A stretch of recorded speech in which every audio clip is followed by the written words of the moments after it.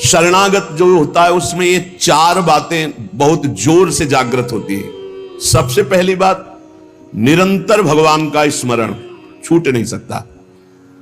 नींद आई तो सुसुप्ति में चला गया, जरा भी जागृत हुआ तो मंत्र चल रहा है, नाम चल रहा है, चलाना नहीं पड़ता। क्यों? शरणागत है।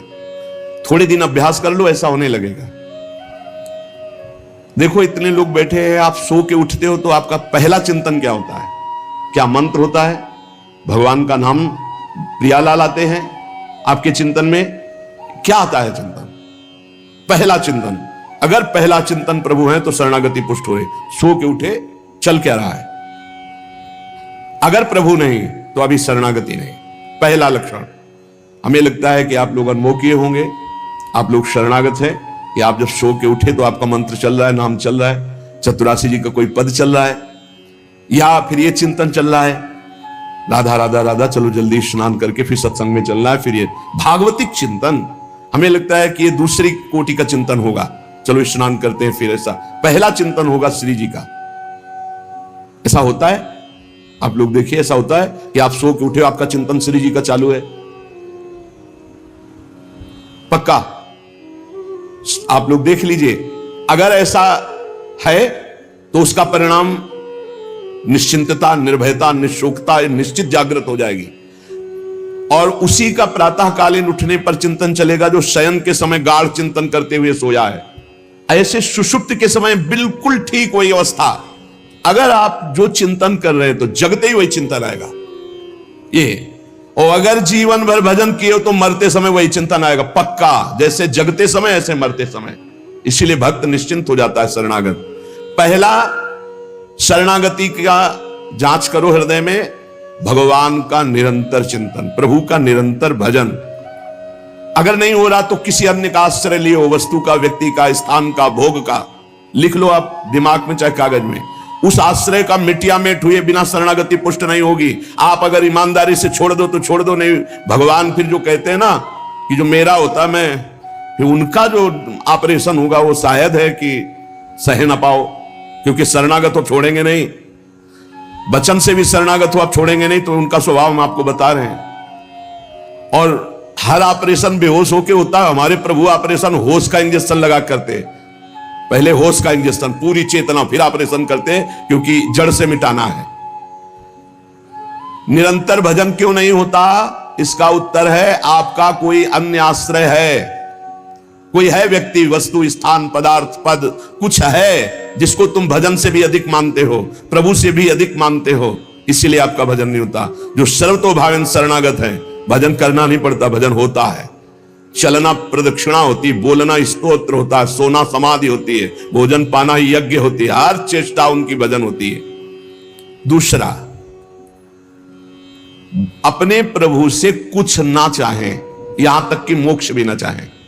क्यों चाहें? क्या आप जानते नहीं हो कि क्या करना है? सर्वज्ञ हो, जब जो चाहे करो, हम राजी हैं। पहला, निरंतर भगवान का भजन। दूसरा, अपने प्रभु से कोई भी मांग ना रखना, शर्त ना रखना। जो शर्त होता है वो प्रेम नहीं होता। प्रेम में कोई शर्त नहीं होती, सौदेबाजी नहीं होती। प्रेम में सौदेबाजी नहीं होती, सौदेबाजी प्रेम नहीं होता, पक्की बात सुनो। तीसरा, प्रभु के हर विधान में आनंदित होना। प्रभु के हर विधान में आनंदित कौन होता है? शरणागत। नहीं तो विधान की जांच होती है, अनुकूल है कि प्रतिकूल। प्रतिकूल है तो नो नो नो। ये जो कच्चाई होती है शरणागति में, वो भरभरा जाता है, शोकित हो जाता है, इधर उधर डगमगा के आश्रय लेने लगता है। हर विधान उनका मंगलमय। चौथा, भगवान के किसी भी विधान में विरोध भाव ना करना। भगवान के प्रत्येक विधान में आनंदित रहना, भगवान के किसी भी विधान में विरोध न करना। जो किया अच्छा हो रहा है, नहीं बहुत हाहाकार मचने वाला ऐसा नहीं, जो प्रभु का विधान है वो मंगलमय है, सब मंगलमय। चार बातें शरणागति में आती, निरंतर भजन, किसी भी तरह की भगवान से कोई शर्त चाह नहीं, उनके हर विधान में आनंदित रहना, भगवान के विधान को प्रतिकूल मान करके विरोध भाव नाना, विपरीत भावना नाना। अब निश्चिंत हो जाओ, तुम्हारी जिम्मेवारी श्री भगवान ने ले ली, शरणागत हो। अब तुम्हें किसी भी तरह का दुख आवे तो उबना नहीं है। वो सुख है, दुख रूप लेके आ रहा है। जैसे माया दुख भेजती सुख रूप में, पार्सल में ऊपर लिखा होता है सुख, और जब खोलो अंदर तो होता है दुख। जिसे तुम सुख समझते हो ये सुख नहीं, सुख की छाया है, समझ पड़ती नहीं है, गिरधर की माया है, भारी दुख है। दुखालयम शाश्वतम में जो भी पोस्ट आता है आपके पास वो दुखद ही है। माया भेजती है सामने वस्तु व्यक्ति स्थान, उसके परिणाम में अशांति, दुख और आपके भजन की हानि पक्का। ये देख लीजिए, जन्म भर भगवान के साथ अर्जुन जी रहे हर समय, लेकिन गीता का उपदेश प्रारंभ हुआ शिष्यस्ते हम साधिमाम त्वाम प्रपन्नम। प्रपन्न से ही ज्ञान की उत्पत्ति होती है। जो भगवान की शरणागति, उसी से शुद्ध ज्ञान होता है। तब तक भगवान अंदर बैठे हैं, ज्ञान प्रकाशित नहीं करेंगे। जैसे अर्जुन जी के साथ रहते हुए गीता का उपदेश कब दिया? जब अर्जुन जी ने कहा शिष्यस्ते हम साधिमाम त्वाम प्रपन्नम, मैं आपका शिष्य हूं, आपका शरणागत हूं, आप मुझे ज्ञान। भगवान गीता जी, ज्ञान का फल क्या हुआ? बोले नष्टो मोहा स्मृतिर्लब्धा तत्प्रसादान मयाच्युता। मोह का नाश हो गया, स्मृति जागृत हो गई आपके कृपा प्रसाद से, हे गोविंद, हे अच्युत। तो इसी प्रकार हमारे अंदर भी सब ज्ञान जागृत हो जाएगा, पहले हम भगवान की शरणागत हो। त्वाम प्रपन्नम, भगवान का सर्व समर्पण भाव ही सब दिव्यताएं जागृत करता है। भगवान के प्रति जितना समर्पित होते जाओगे उतने दिव्य ज्ञान होता चला जाएगा, और जो चीजें आपकी दुर्गति कराने वाली हैं वो सब भस्म होती चली जाएंगी। जब कुछ नष्ट होने लगे तो क्षोभ मत करना, वो नष्ट जरूरी था होना, ये बात दिमाग में बैठा लो। कुछ पकड़े मत रहना, क्योंकि भगवान को जो लगेगा वो हटा देंगे, वो नष्ट कर देंगे। जो वस्तु भगवान नष्ट करे तो जान लो परम मंगल विधान, ये वस्तु हमें भगवत प्राप्ति में बाधा पहुंचा देती, इसलिए भगवान ने उसे नष्ट कर दिया।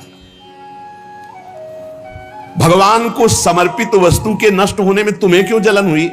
क्योंकि तुमने तो भगवान को अपना सर्वस्व मानकर समर्पित कर दिया। अब तुम्हारे पास अपना कहलाने के लिए सिर्फ भगवान है, और भगवान की सब वस्तु जब जो चाहे हटा ले, जब जो चाहे रख ले। जरा इस पर विचार करो।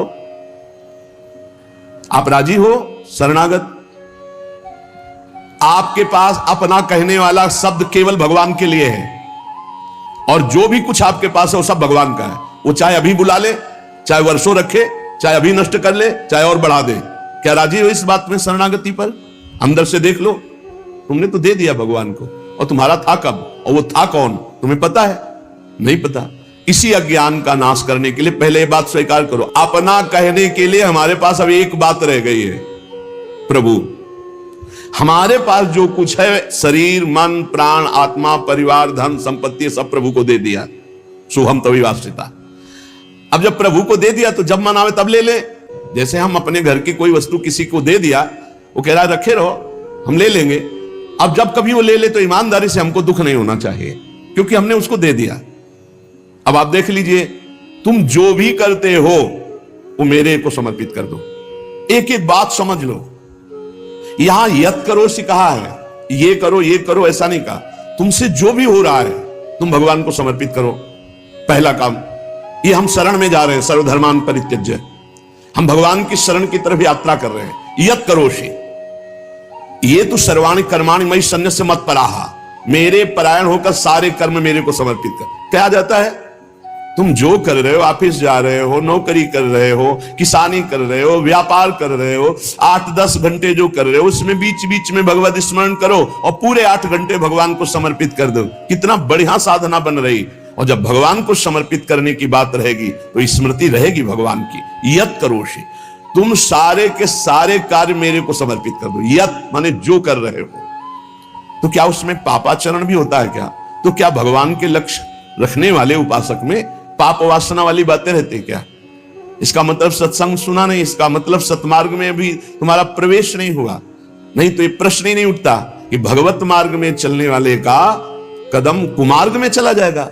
भूल न दे ही कुमार्ग पाऊं, छोटी मोटी अगर कभी कोई त्रुटि गलती हुई तो पश्चाताप की अग्नि में भस्म हो जाता है। वो भगवान को समर्पित गंदे आचरण नहीं करता, वो प्रार्थना करता है, प्रभु ये त्रुटि हो गई हमसे, हे नाथ इसको संभाल दो, मेरे बस की बात नहीं। वो भी इस तरह से प्रार्थना पूर्वक समर्पित है। यद करोषि और यदस्नासि, जो भी तुम्हारी जिह्वा में रसेंद्री में जाए, पानी जाए, भोजन जाए, बिना भगवान को अर्पित किए नहीं जाना चाहिए। अभी शरणागति पुष्ट हो जाएगी। जो भी कार्य करो भगवत समर्पित करो। एक स्थिति आती है जहां भगवत समर्पित करना नहीं पड़ता, स्वयं होता रहता है। वो होता है तन, मन, वाणी और अहम, इनका समर्पण जिनका हो चुका है पूर्ण रूप से। अब उनका यह नहीं होता कृष्णार्पणमस्तु, ये तो प्रारंभिक, पर ये जब तक स्थिति नहीं है तब तक प्रारंभिक दशा में ही हो। हर समय भगवदाकार स्थिति, कौन किसको समर्पण करे, ये स्थिति जब तक नहीं तब तक सिद्ध बनने की कोशिश न करे। आचरण जैसा आज्ञा हो रही शास्त्र की वैसे चले तो स्थिति आ जाएगी। यदस्नासि, बिना भगवान को अर्पित किए कुछ नहीं खाना। भगवान आदेश करें जो पा रहे हो वो मेरे को अर्पित करो पहले। यदि शुद्ध शरणागति प्राप्त करना है तो जो कर्म कर रहे हो पहले, ये तो सर्वाणि कर्माणि भगवान कह रहे हैं, यद करोषि, जो कर रहे हो मेरे को अर्पित करो, जो खा रहे हो वो मेरे को अर्पित करो। कुछ भी ऐसा खाओ मती जो भगवान को अर्पित नहीं कर सकते, ऐसा करो मती जो भगवान को अर्पित नहीं कर सकते। यज्जुहोषि, अब जो भी तुम भागवतिक आचरण करते हो, हवन यज्ञ आदि, तो बोले हम तो हवन नहीं करते, हम तो यज्ञ नहीं करते। यज्ञानाम जप यज्ञोस्मि, यज्ञों में सबसे बड़ी यज्ञ है जप यज्ञ। तो आप जो ये जप यज्ञ कर रहे हैं ये भगवान को अर्पित करो। भगवान कह रहे हैं ददासी, जो तुम दान देते हो, दूसरों की सेवा करते हो, उसके भोक्ता मत बनो, कर्ता मत बनो। कर्ता कैसे नहीं बनोगे? हमारी वस्तु है, हम दान देते हैं, नहीं नहीं, प्रभु की वस्तु है। त्वदीयम वस्तु गोविंदम तुभ्यमेव समर्पये, आपकी दी हुई वस्तु आप इस रूप में आए, आपको दे दिया। ये भगवत शरणागति पुष्ट होने का उपाय भगवान कह रहे हैं। यह तपस्या से, जो तुम साधना कर रहे हो, जो तुम तपस्या कर रहे हो, वो सब मेरे को अर्पित कर दो। अर्थात तुम्हारी पूरे जीवन की, पूरे दिन की जितनी चेष्टाएं हैं सब भगवत अर्पित होनी चाहिए। इससे तुम्हारी शरणागति पुष्ट हो जाएगी। यद करोषि यदस्नासि यज्जुहोषि ददासि यद तपस्यसि कौन्तेय तत्कुरुष्व मदर्पणम, मेरे को अर्पित कर दो। अब ध्यान रखना, अब अपनी कमी की चिंता नहीं करनी, क्योंकि हमने भगवान को सब कुछ अर्पित कर, और कमी रहेगी नहीं। कमी रहती है अहंकार के कारण, भगवत विमुक्ता के कारण। फिर भी आपको संतुष्ट करने के लिए कह रहे हैं कि जैसे हम अपना मकान किसी को दे देते हैं तो मकान में जाले लगे हैं या टूटा है या कुछ भी बिगड़ा है, अब ये सारी जिम्मेवारी जिसने मकान खरीद लिया, ले लिया, उसकी होती है। वो मरम्मत करवाएगा, वो सफाई करवाएगा। ऐसे ही हम अपने तन को, अपने मन को, अपने प्राणों को, अपने जीवन को जीवननाथ प्रिया प्रीतम के चरणों में समर्पित कर दिया। अब हमको बेपरवाह रहना है इस विषय से। अब हमारा क्या होगा हमको ये चिंता नहीं करनी। अगर चिंता है तो शरणागति नहीं हुई, अगर ये चिंता है कि मेरा क्या होगा तो शरणागति नहीं हुई। सोचो, संसार में कोई तुम्हें प्यार नहीं करता, मान लो बात।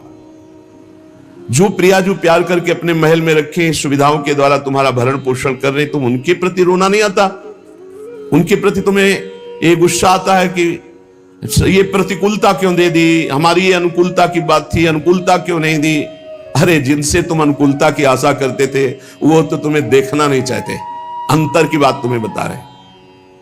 और जिनको तुम कभी माने नहीं, जिनके लिए कभी कुछ किया नहीं, वो तुम्हें अहेतुकी प्यार से लबालब डुबो रहे, फिर भी तुम्हारे अंदर गुस्सा आता है प्रभु के प्रति।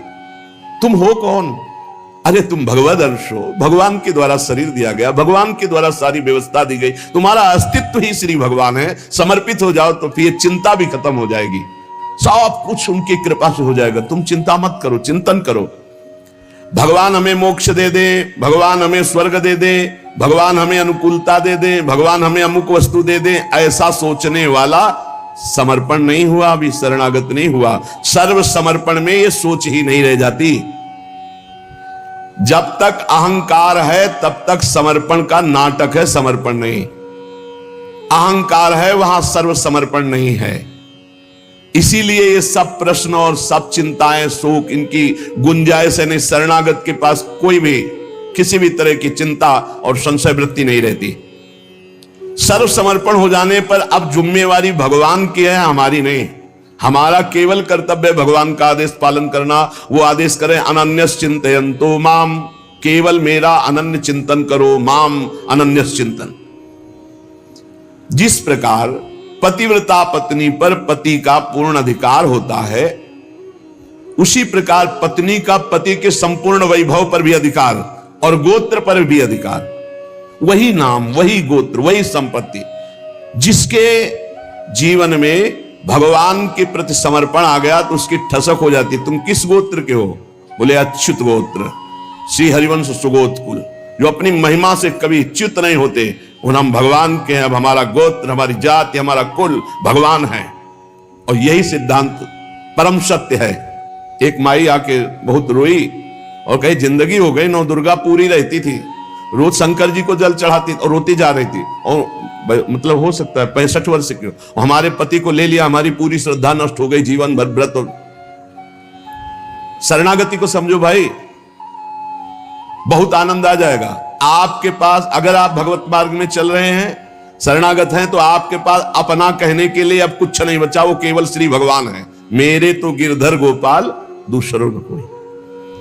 अब दूसरी जो कुछ भी है वस्तु, व्यक्ति, स्थान, वो गोविंद का है। जब चाहे गोविंद ले ले, जब चाहे बढ़ा दे, जब चाहे घटा दे, जब चाहे नष्ट कर दे। तुम्हें दुख नहीं होना चाहिए। अगर दुख होता है तो अभी शरणागत नहीं हो। कितनी ऊंची स्थिति शरणागत की है। अब जो जीवन में प्रभु का शरणागत है, उसका पहला लक्षण कि निरंतर स्मरण करता है, तो अंत काल में भगवान का स्मरण होगा। अभी आपको बताया, जो रात्रि में सोते समय स्मरण करता है, उसका परिणाम जागते समय वही स्मरण। जो जीवन भर स्मरण करता है, तो अंतिम समय भगवत स्मरण होता है। और भगवान का वचन है, अंत काले च मामेव स्मरन मुक्त्वा कलेवरम यह प्रयात समद्भावम याति नास्त्यत्र संशयः। जो जीवन भर भजन करता है, उसका अंतिम समय भजन भगवान करवाते हैं, क्योंकि बड़ी दुखद स्थिति होती है। उस समय जब भगवत स्मरण करते हुए शरीर त्यागता है, तो वो सीधे भगवान को प्राप्त हो जाता है। आपको कल चर्चा के प्रारंभ में बताया था, गीता वाटिका में अग्निकांड हुआ था। बड़ा भयावना था, इतना भयावना था कि सब अर्धरात्रि में सो रहे हैं और 20 फूस की झोपड़ी बनी हुई थी। अखंड नाम कीर्तन 24 घंटे वाला, सालों। लगभग सब साधक मौनी थे, जो उन कुटियाओं में सो रहे थे, 2-2, 4-4। अल्पाहार, मौन, कोई बिल्कुल फलाहार, सब दिव्य साधना में लगे। और जब आग लगी थी, वस्त्र, ठाकुर जी, पाठ के ग्रंथ, चित्रपट सब जल गए थे, क्योंकि सब उपासक ही थे। जब भाई जी हाहाकार सुनाई दिया तो भी निकले। तो उनका जो भोग के लिए घी है वो लाओ, बूरा है वो लाओ, और जो जाज्वल्यमान अग्नि डलवा, भगवान पधारे। चित्रपट, सिंहासन में विराजमान विग्रह है, क्योंकि छोटे छोटे विग्रह साधकों के पास, ग्रंथ पाठ के सब आ। फिर भाई जी ने मेरे भगवान इस रूप में आए। फिर साधकों को समझाया कि आपके अंदर बैठे हुए भगवान को अग्नि नहीं जला सकते, बाहर की लीला में खंडन मंडन होगा। आपने जो अंदर नाम चला रखा है, इस उपासना को कोई छू नहीं सकता। बाहर की उपासना में विघ्न पड़ेगा। बाहर की लीला एक अलग है, इसीलिए उपासक अंतर्मुखता पर प्रधानता रहे। अंतर्मुखता पर प्रधानता नहीं रहेगी, बोले हमारे भगवान गिर गए, कोई बहुत अनिष्ट होने वाला है, आग लग गई, कोई बहुत अनिष्ट। अरे अनिष्ट कैसे हो सकता है? मंगल भवन की शरण में अनिष्ट हो सकता है? बोले कोई विनाश लीला होगी, क्यों नहीं होगी? सृष्टि रचना लीला होती, पालन लीला होती, तो विनाश लीला होना कौन सा भयावह है भाई? 3 लीलाएं हैं, तो भयावह क्या है इसमें? विनाश होगा तो क्या विनाश होगा? अविनाशी का विनाश नहीं हो सकता, विनाशी को बचना नहीं है, तो आज है नहीं तो कल, विनाश तो होना ही है, क्या परेशानी है? जब सब में भगवान को देखने की भावना ऐसी जागृत हो जाए कि भयावह स्थिति में भी आपको भगवान दिखाई दे, तो जानो बहुत जन्मों की साधना सिद्ध हो गई। भाई जी ने बूरा और घी डलवाया, इसमें लिखा है बूरा और घी डलवाया, भगवान आए, भगवान आए। बहुनाम जन्मनाम अंते ज्ञानवान माम प्रपद्यते वासुदेवा सर्वमिति सा महात्मा सुदुर्लभा। भगवान कहते हैं बहुत जन्मों की साधना जिनकी हो गई है और जिनका अंतिम जन्म है, उनको इस तत्व का बोध होता है कि सब में भगवान वासुदेव है, ये बोध होता है। ऐसा महात्मा बड़ा दुर्लभ है जो सब में भगवान को देखता है। मत्ता पर तरम नान्यत किंचिदस्ति धनंजय मई सर्वमिदं प्रोतम सूत्रे मणिगणायो। भगवान कहते हैं जैसे सूत की माला में सूत की मणियां, तो मणियां और माला सब कुछ सूत ही है, ऐसे ही भगवान में ये जगत भगवान में है।